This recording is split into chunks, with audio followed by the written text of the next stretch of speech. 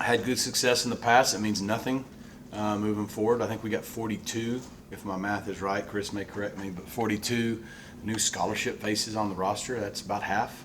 So a lot of really good players are coming back, but a lot of really good players went out the door. And so I do think early on, love the accountability of the offseason and the way it's feeling like it's a player-led team, which is good. And I think we've got, at least early on, I think we have a chance to have maybe the best depth we've had since we've been here, kind of overall across the board.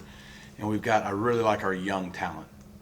We've got really good young talent. Now, all talent really means is you have potential and you haven't done anything yet. But so that's kind of where it felt like coming into the season, and even after one day and only helmets, kind of feel the same way. We got an eager bunch that's excited and ready to go, but so is everybody else in the country.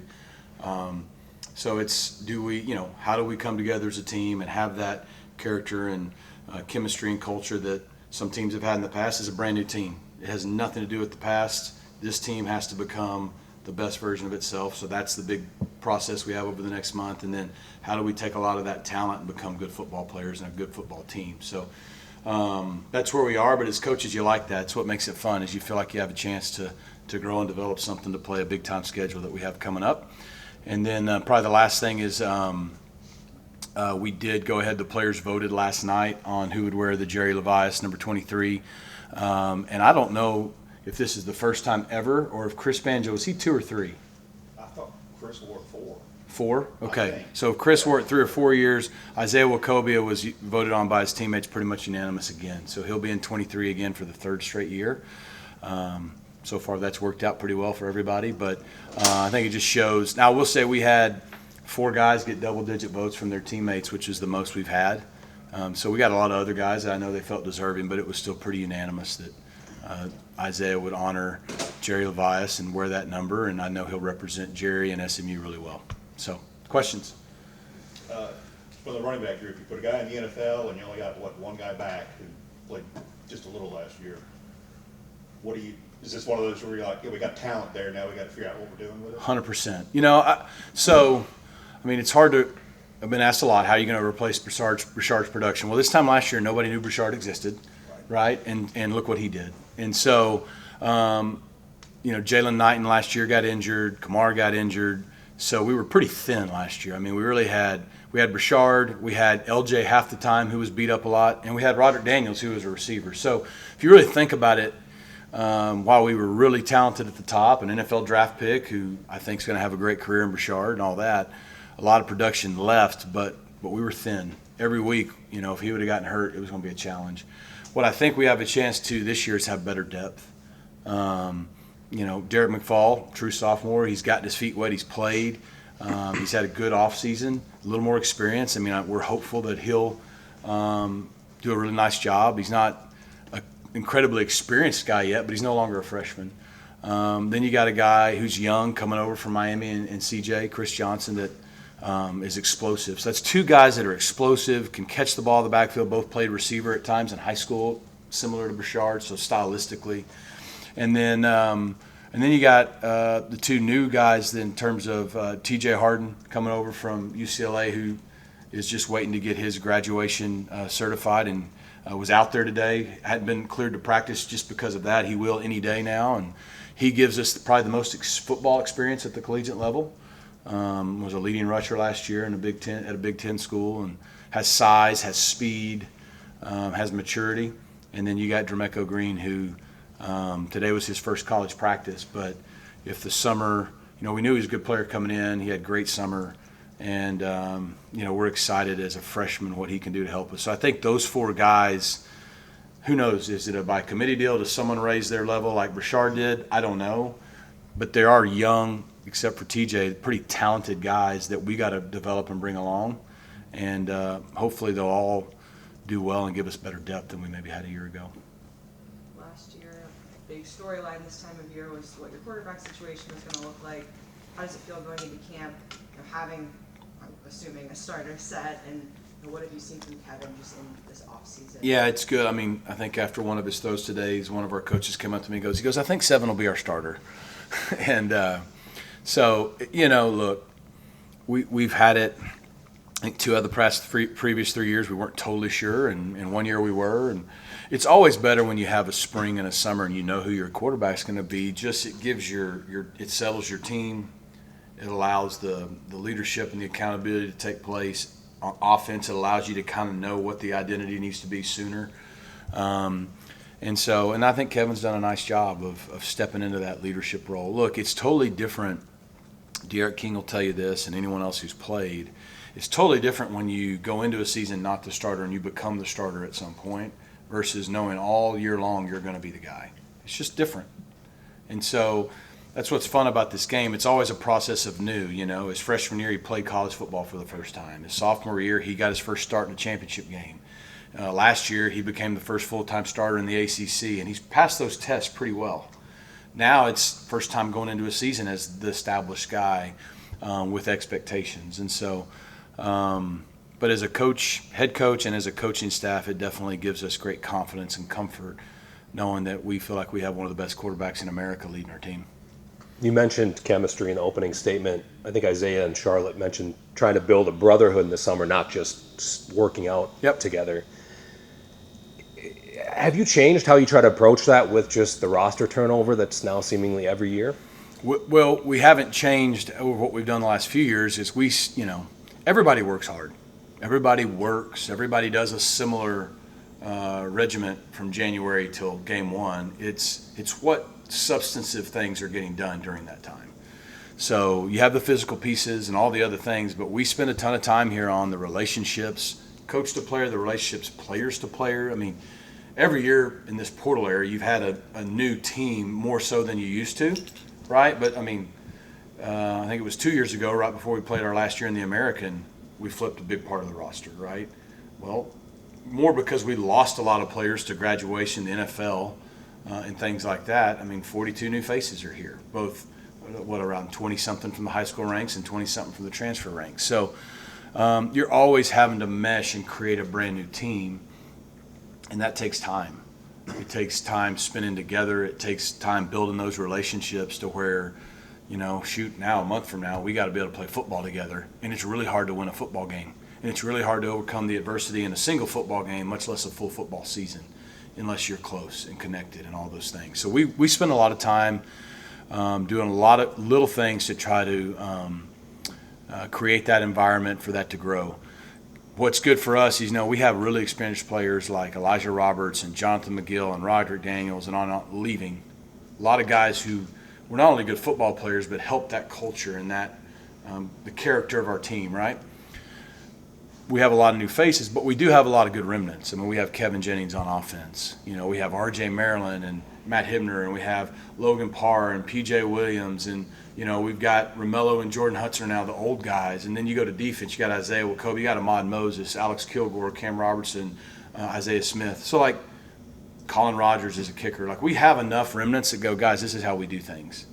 And so that's the foundation you hope carries over. And then at the same time, it's a brand new team. This team's personality will be different than anyone we've ever had. I told him last night, today was the first time that team has ever practiced together, like fully. It's the first time we've ever practiced together. So that's the fun part as a coach. Over the next month, we get to try to build and mold and grow this team to hopefully be a team that can compete for a championship. Back to Kevin. He's had a lot of pub this offseason, national pub. Is there any other guy you can imagine that can handle that better than him, just given his demeanor? No, I mean, I think he's built for that. Now, look, don't mistake someone always seeming like they have it all together to not being human. I mean, look, being a starting quarterback at college football in the NFL that's a heavy load. And so, but Kevin's built for it. It takes a special person to be able to play college quarterback at a high level. And I think he's proven that through his high school career and what he's done here. He's motivated just like everybody else. Look, we had a really good year last year for those that were around, and it's been great to have that momentum behind our program going into this year. But we didn't feel like it ended the way we wanted it to, and so I know he's motivated as others to just try to get better. And we're not trying to do anything other than be the best version of ourselves and the best team this team can be. I think if this team can reach its potential, then we'll be competing. How that ends, I don't know, but we'll have a chance to compete for something meaningful in November. But boy, we're a long way from that, and we got a lot of things in front of us before then. When you look at the offensive line, what excites you about that group, and what also is where, you know, things need to come together more and things like that? When you look at the O-line, I think we probably have the most stability we've had going into a season. I think we have the most depth. I think we have the best size, and we're pretty athletic. And so that gives us a chance to maybe get the continuity quicker. I mean, you look at we have a good blend of experience when you think P.J. Williams, Logan Parr, even Savion Byrd and Nate Anderson played a decent amount last year. And then you look at, we brought in some good pieces that I think can help now, and Addison and Bates, and see what we get out of Zion Nelson. And then you look at the freshmen. Like, we've never brought in freshmen that could play as a freshman here. I don't know yet if Draymond and Abel and those guys will be able to, but they're guys who have the physical tools. They're freshmen. O-line's a hard position to play. But so I think we've got a good blend of experience of new guys to maybe raise that room's level, and youth, young talent. But we have good continuity. We have good consistency. And I think Guerin will do a great job, and hopefully we'll be able to get to who's our best 5 and who's 6, 7, 8 sooner than later. But I think it's got a chance to be a really good unit for us. SMU's been able to get top-level talent over the years, NFL draft picks, long NFL careers, but seemed like there was always a gap between those top guys and the rest of the team. That gap is really small now. What's it like to go out on that field and just see that much talent that you guys as the coaches have to work with? Yeah. Well, I mean, that's why I kind of alluded to the beginning. We have really good depth at a lot of positions and really good talent. A lot of young talent and some older talent too that maybe hasn't achieved the top end of their potential. But to your point, I mean, we're going to a season with guys like Kevin, Isaiah, PJ, others getting national recognition. They're on draft boards and they're on scouts' radar at a different level. That's exciting. I mean, that's part of the process we're in as a program, trying to build and become a sustainable winning program. If you can continue to win, you can continue to attract better players, and you're going to continue to have more NFL guys. So it's fun. I mean, we have a good history here at SMU of churning out really good NFL players, but the volume has a chance to increase. Instead of one guy a year or 2 guys a year, maybe there's 3, 4, 5, 6. You know what I mean? And so it's exciting to see that as a coach, because you look at our schedule and go, man, we're going to play some really good guys. We're going to play on Sundays every Saturday just about. I'm glad we got a bunch on our side, hopefully. Due to the depth and varied health at the tight end position, how are you managing that group in fall camp? Yeah, I mean, we're in a good place. I think Coach Woods will do a great job with that, with the rest of our medical team and everybody. I mean, the good news is R.J. Maryland was out there today, and he was running full-speed routes. You know, he's non-contact right now, and honestly, he'll probably be non-contact in practice the rest of his career here. But he's not cleared for contact, but he's cleared to run routes. And he ran full-speed routes today, and he didn't take himself out of one drill. And so we kind of have, over the next 4 weeks, a process of kind of easing him back into it. And there's a step-by-step to try to get him where he needs to be, to get him confident, and to just strengthen and, you know, go at the right pace. So we'll do that with him, but just to have him out there day one's a big deal. I think it shows we're on the track we want to be on with him. Matt Hibner looked good. I mean, Matt Hibner made some big plays today, so having him back and healthy, and he was limited in the spring, but he looks good to me. And then we got a bunch of guys competing to help those 2 guys. You know, they're the seniors, the experienced guys and all that, but we're going to need a lot more than just them. And I think, you know, if it's Adam Moore, if it's Tripp Reardon, those guys are in position to, like, take the next step and really help us win football games at a high level consistently, both on offense and special teams. You look at an experienced guy like Stone Eby, brings an edge to that room. And then, you know, we got some freshmen in Miles and Devin that we'll just see the process they come along at. But I think Coach Woods will do a good job of managing that room. Look, when you got proven guys like RJ and Matt, you got to get them. They're almost like veterans. And even if they weren't coming off an injury, you got to get them to work so they're not rusty when you start, but you also got to get them to the game. They played a lot of football. So we'll spend a lot of time getting those other guys more of the action to try to bring their development along quicker. You mentioned some of the young talent that you're excited about. Any players, any freshmen in particular that you're keeping your eye on? Man, I'm excited about them all. one day in helmets, in fairness, it's a good question. It's hard to single people out. I mean, I think if I go down the list on offense, I think Ty Hawkins showed in the spring that he's got a chance to be really, really good, and so he's going to get a ton of work this fall camp to see if he's ready to go, because he's going to be 1 or 2 plays away, And but I've been really pleased with the progression he's had early on. I know Coach King has too. I mean, look at our skill guys, Jermeco Green. You look at our 4 wide receivers. All 4 of them. I think all those guys are talented enough to contribute this year. Now, if they don't, that doesn't mean they're still not going to be great players. It may mean we have older guys ahead of them, or sometimes the game has to slow down. But the talent is there.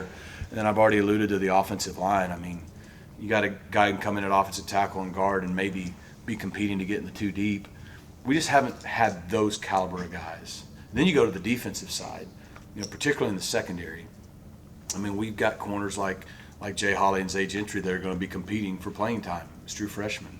To have athleticism and the talent level to even be in that mix is different for us. You go to the safety positions with Man Polly and Sael and some others that we think are going to have a chance to help us, as well as some of our young linebackers.